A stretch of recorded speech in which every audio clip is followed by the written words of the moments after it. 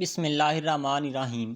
حال ہی میں بھارت میں ایک کتاب کالکی اوتار محمد صاحب کے نام سے شائع ہوئی، جس نے پوری دنیا کے تیسرے بڑے مذہب یعنی ہندوؤں کو ہلا کر رکھ دیا، کیونکہ اس کتاب میں یہ دعویٰ کیا گیا ہے کہ ہندوؤں کی مقدس کتابوں میں جس کالکی اوتار کا ذکر کیا گیا ہے وہ کوئی نہیں بلکہ مسلمانوں کے نبی حضرت محمد صلی اللہ علیہ وسلم ہیں۔ یعنی صدیوں سے ہندوؤں جس رہنما کا انتظار کر رہے ہیں وہ آنے والا نہیں ہے، بلکہ وہ اپنی ظاہری زندگی جی کر دنیا سے جا چکا ہے۔ ہندو یقین رکھتے ہیں کہ برائیوں کے خاتمے کے لیے 10 اوتاروں یعنی پیغمبروں کو دنیا میں آنا تھا۔ بعض کے نزدیک یہ تعداد 24 ہے۔ پچھلے 3 یگ یعنی ادوار میں ان میں سے ایک کے سوا سب آ چکے ہیں۔ موجودہ دور کالی یگ ہے، جس میں کلکی اوتار کو آخری اوتار کی حیثیت سے آنا ہے۔ ہندو عقیدے کے مطابق یہ دور کئی ہزار سال پہلے شروع ہو چکا ہے اور ابھی بہت مدت تک باقی رہے گا۔ ہندو اب تک کلکی اوتار آخری نبی کے منتظر ہیں، جس کی خبر ان کی مقدس کتابوں میں دی گئی ہے۔ بھگوت پران میں کہا گیا ہے کہ کالی یگ کا ایک بڑا حصہ گزر جانے کے بعد لوگوں کی فطرت گدھوں جیسی ہو جائے گی۔ وہ اپنے آپ کو مادی زندگی کا بوجھ ڈھونڈنے تک محدود کر لیں گے۔ ایسے وقت میں سچائی کی حفاظت کے لیے بھگوان اوتار بھیجے گا۔ واضح ہے کہ پیغمبر اور اوتار ہم معنی الفاظ ہیں۔ اگر یہ کتاب کسی مسلمان بھائی نے لکھی ہوتی تو میں دعوے سے کہہ سکتا ہوں کہ وہ مصنف اب تک جیل کی ہوا کھا رہا ہوتا، یا پھر انتہا پسند ہندو اس مصنف کو اور اس کے سارے خاندان کو جان سے مار دیتے اور گھر بار کو جلا دیتے۔ لیکن خوش قسمتی سے اس کتاب کا مصنف پنڈت ودیر پرکاش ہیں۔ وہ ہندو فرقے سے تعلق رکھتے ہیں۔ وہ سنسکرت زبان میں مہارت رکھنے والے الہ آباد یونیورسٹی سے وابستہ ہیں۔ وہ اس یونیورسٹی کے مشہور و معروف محقق اسکالر ہیں۔ پنڈت ودیر پرکاش نے اپنی کتاب کالکی اوتار کے بارے میں اپنی اس تحقیق کو بھارت دیش کے تقریباً 8 نامی گرامی پنڈتوں کے سامنے رکھا۔ اس پنڈتوں نے اس کتاب کا مطالعہ اور تحقیق کرنے کے بعد یہ مان لیا ہے کہ کتاب میں پیش کردہ حوالہ جات مضبوط اور سچے ہیں۔ برہمن پنڈت ودیر پرکاش نے اپنی اس تحقیق کا نام کالکی اوتار رکھا ہے، جس کا مطلب پوری کائنات کا رہنما ہے۔ ہندو مذہبی کتابوں میں ایک عظیم لیڈر کا ذکر پڑھنے کو آتا ہے جو کالکی اوتار کے نام سے مشہور ہے۔ پنڈت ودیر پرکاش نے بڑی گہری سوچ بچار اور تحقیق کے بعد یہ لکھا ہے کہ اس کالکی اوتار سے مراد اللہ تعالیٰ کے آخری نبی آقا دو جہاں حضرت محمد صلی اللہ علیہ وسلم ہیں، جن کو اللہ تعالیٰ نے مکہ کی سرزمین میں پیدا کیا ہے۔ چنانچہ کالکی اوتار میں کتاب کے مصنف کا یہ کہنا ہے کہ اب ہندوؤں کو کسی کالکی اوتار کا انتظار نہیں کرنا چاہیے، بلکہ ہندوؤں کو اسلام قبول کر لینا چاہیے۔ ہندوؤں کو سنت محمدی صلی اللہ علیہ وسلم کے مطابق زندگی بسر کرنی چاہیے، جو کہ کافی عرصہ پہلے اس دنیا فانی سے پردہ فرما چکے ہیں۔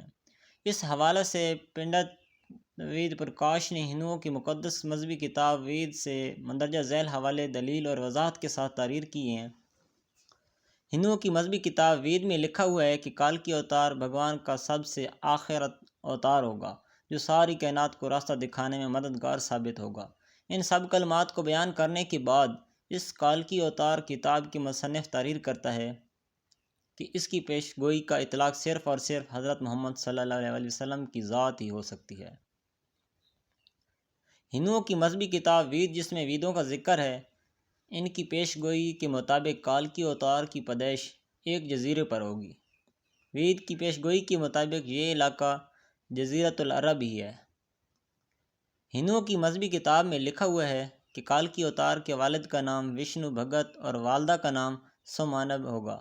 سنسکرت زبان میں وشنو کے معنی اللہ ہے اور بھگت کے معنی غلام اور بندے کے لیے جاتے ہیں۔ اس لیے عربی زبان میں وشنو بھگت کے معنی اللہ کا بندہ یعنی کہ عبداللہ ہی بنتا ہے، جبکہ سنسکرت زبان میں سومانب کے معنی امن کے ہیں، جس کا عربی میں مطلب آمنہ ہی بنتا ہے۔ حضرت محمد صلی اللہ علیہ وسلم کی والد کا نام عبداللہ اور والدہ کا نام آمنہ بی بی ہے۔ وید کتاب میں بیان کیا گیا ہے کہ کالکی اوتار زیتون اور کھجور بہت ہی زیادہ استعمال کرے گا۔ وہ سچا، ایماندار اور دوسروں پر رحم کرنے والا ہوگا۔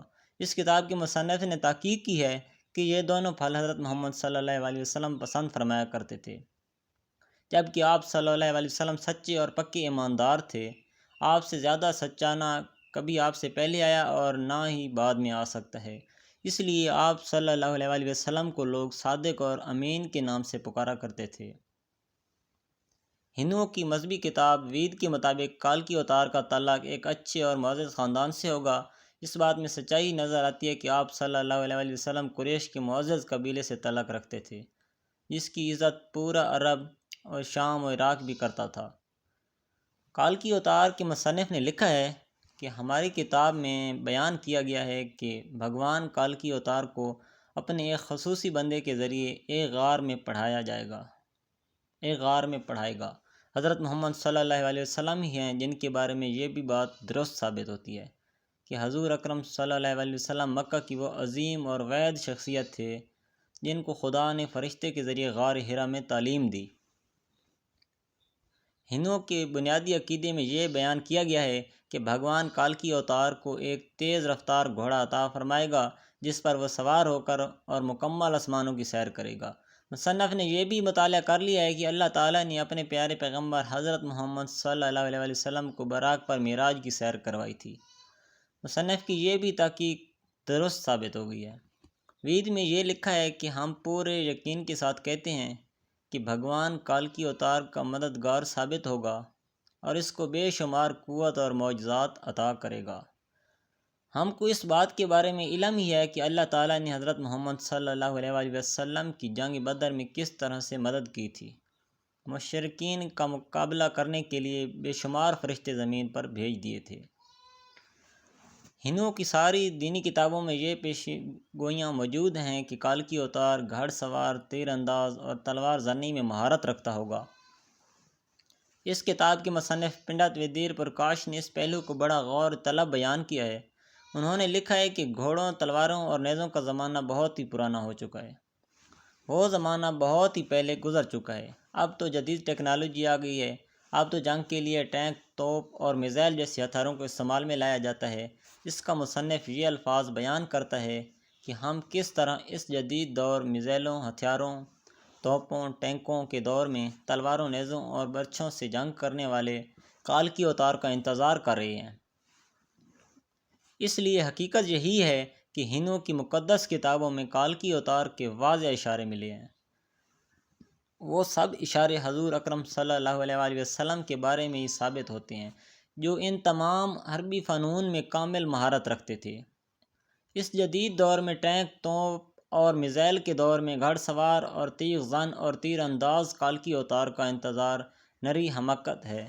محمد عربی صلی اللہ علیہ وسلم وہ ہستی ہیں جن کے بارے میں قدیم مذاہب کے ماننے والوں کو خود ان کی مذہبی کتابوں میں کھلی خوش خبریاں اور پوری انسانیت کے مسلمہ لیڈر کی حیثیت سے تسلیم کرنے کی ہدایت دی جا چکی ہے، جس کی بنا پر نبی اکرم صلی اللہ علیہ وسلم کی شخصیت ان کے لیے ہرگز اجنبی نہیں، بشرطیکہ وہ اپنی مذہبی کتابوں کی ان گواہیوں سے پوری طرح واقف ہوں۔ اور ظاہر ہے کہ یہ ذمہ داری پوری امت مسلمہ کی ہے، جسے قرآن کے مطابق اٹھایا ہی اس لیے گیا ہے کہ وہ قیامت تک آنے والے انسانوں کو اس حقیقت سے باخبر کرے کہ محمد صلی اللہ علیہ وسلم وہی ہستی ہیں، قائد عالم انسانی کی حیثیت سے، جن کی آمد کی خبر ان سے پہلے آنے والے تمام انبیاء دیتے رہے ہیں۔ اور بڑے پیمانے پر رد و بدل کے باوجود یہ پیش گوئیاں آج بھی ان کتابوں میں موجود ہیں۔ لہٰذا پوری انسانیت کی فلاح و کامیابی نبی آخر الزماں رحمۃ اللہ عالمین صلی اللہ علیہ وسلم اور ان کے پیغام کو مان لینے میں ہی ہے۔